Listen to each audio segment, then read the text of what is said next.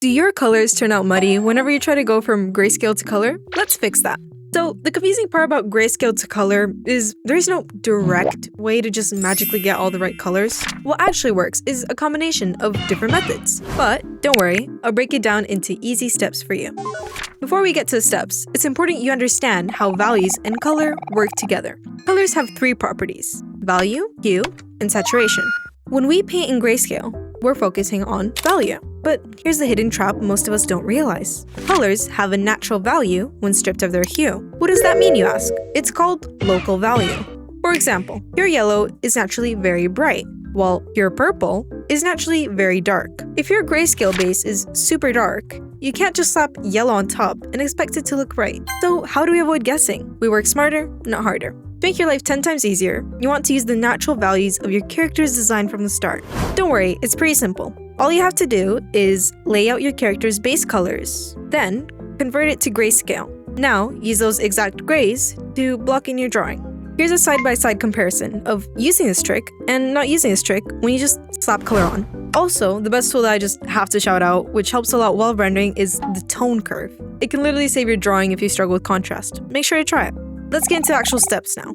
Quick disclaimer, there's many methods out there. I'll try to explain the other ones at the same time, but I'll be mainly sharing what has worked for me best after struggling for ages. Step 1. As I said earlier, make sure your base values are correct. Now, I'll proceed to just shade the grayscale as I usually do. Make sure not to fully over-render. Leave some space for some details later on, because if not, it'll be more difficult to separate each piece that would be a different color in your rendering. If you're interested in my shading techniques, I have different videos explaining them, although not in depth. Let me know if you would be interested in that. Step 2. Now, there are many methods which I'll do a quick speed run through, but I'll mention why they aren't what I use. The first method many use is taking the grayscale layer you just finished, turning the blend mode to multiply on your grayscale layer, then create a layer under your grayscale layer with a normal blending mode so you don't change it, and just draw in the colors you wanted. All you have to do after that is render on top.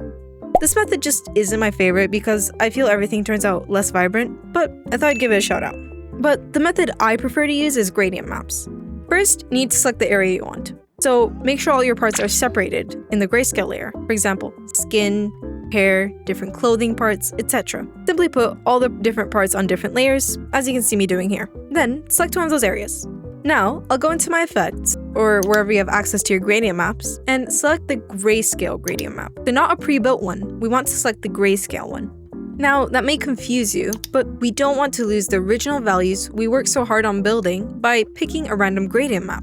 Once we're on the grayscale gradient map, add in a few more nodes, which are those diamond-shaped thingies in my case, by clicking on top of the bar.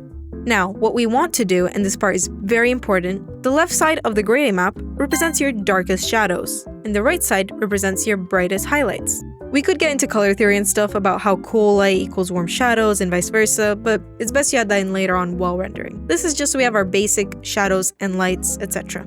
Then just repeat this exact same process for every other part of your drawing. The skin is a special case in grayscale, so always remember you have to add other colors on top of the skin. For example, in the face for pale skin, you'd want to add pinkish tones around the nose, ears, and cheeks. Simply put, skin color zones. It can help bring a bit of liveliness to the face. For some artists, you'd be done here. But there's a secret trick that brings a massive amount of livelihood to the colors from grayscale. Find the color balance effect option and start tweaking each bar a bit.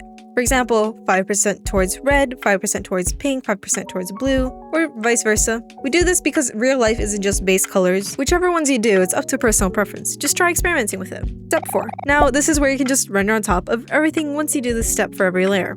Learn what hue variation is if you still struggle with blandish colors, which I'm still working on learning as it's still outside of my comfort zone. Hope this video is helpful since I remember searching everywhere but not many tutorials explaining this method, which has been working best for me. If you want to see more content like this, subscribe. We're so close to 10,000. Good luck drawing and see you in the next video.